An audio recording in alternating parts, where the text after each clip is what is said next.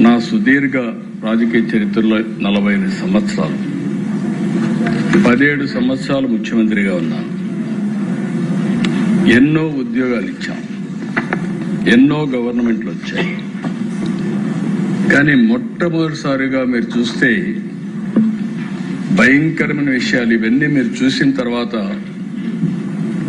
ఈ విధంగా కూడా నియామకాలు జరుగుతాయా, ఇంత బరితెగింపు ఉంటుందా, ఏంటి బరితెగింపు కారణం అనే ఆశ్చర్యం కలక మాందు.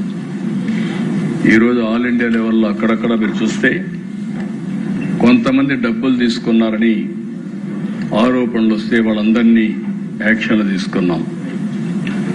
1-2 ఇక్కడ ఫేవరెటిజంతో చేసినా దాన్ని కూడా ఇచ్చేసాం. ఎక్కడన్నా ఒక పేపర్ లీక్ అయినా చాలా కఠినంగా వ్యవహరించాం. ఈరోజు ఇది చూసిన తర్వాత ఇక్కడ నేను ఎందుకు మీకు అందరికీ చెప్తాను, ఈ సభ ద్వారా రాష్ట్ర ప్రజలకి ప్రత్యేకంగా యువతకి విజ్ఞప్తి చేస్తున్నా.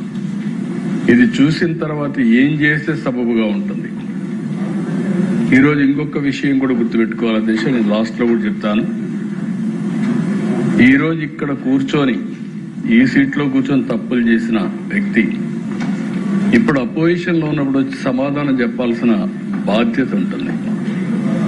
అసెంబ్లీ అనేది ఒక పవిత్ర దేవాలయం, ప్రజా సమస్యల పరిష్కారానికి వేదిక, జవాబుదారీతనానికి ఇదొక వేదిక అనే విషయం మనం మర్చిపోకూడదు.